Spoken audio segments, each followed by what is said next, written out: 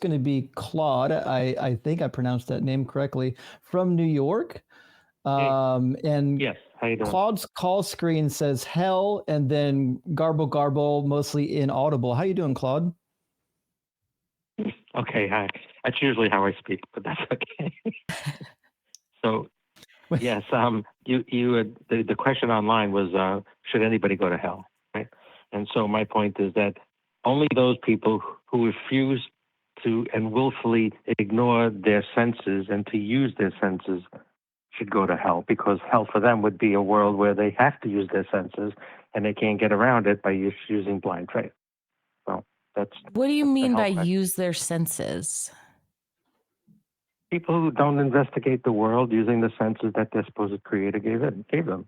If they're not willing to look and see what's in front of them and just blindly say, no, my God says something different, then you're not doing the thing that your God told you to do, which is to use your senses. Here I'm supposedly giving you senses. Why aren't you using them? No one ever asks, why don't they use their senses? It's like, okay, so you're saying that you actually don't accept the Christian ideology. You personally think that people who don't investigate the world around them, they should go to hell?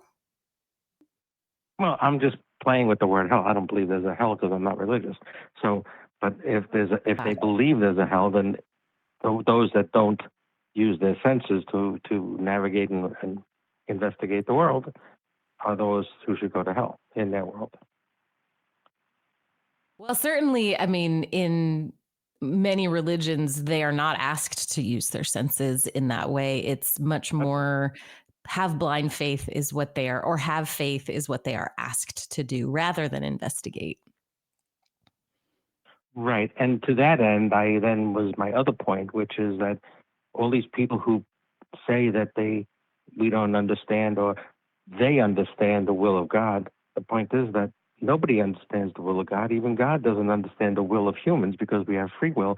So ergo, if they say they understand God's will, they're putting themselves above God, because God can know my will.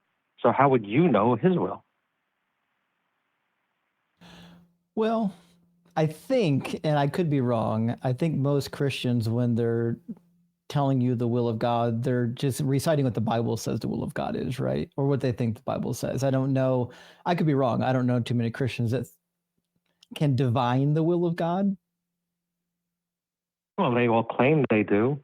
That's not what he wants. That's not what he means. Well, the whole reason we have all these different flavors of religion and Christianity is because there's room for interpretation. How can you have a book of truths, but yet everybody can make their own interpretation of it?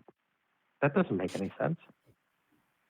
Yeah, I mean, I think that's why you get the disconnect between Protestantism and Orthodoxy and Catholicism is, in those two branches, they say, no, you're right. You can't interpret it. The church does that for you. Versus in Protestantism, there is a lot more individuality and leeway.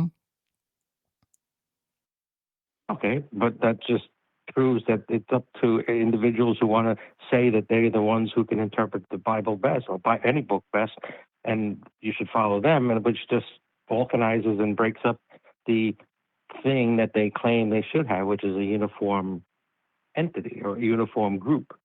So the whole BS about believing in a book of truths, but yet everybody has their own truth when it comes to the book, just leads nowhere. It's a tautological mind screw up. Mm-hmm.